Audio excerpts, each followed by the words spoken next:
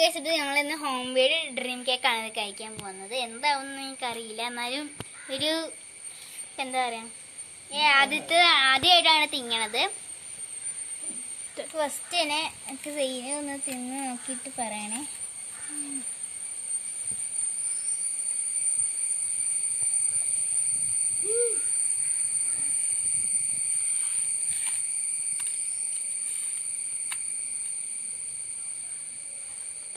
എന്നാ പിടിച്ചോടാ.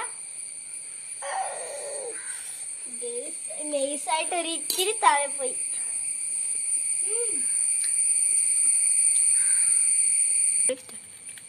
അടുത്ത് ഞാനാണ്. ഞാൻ തിന്നിട്ടില്ല, എന്നാലും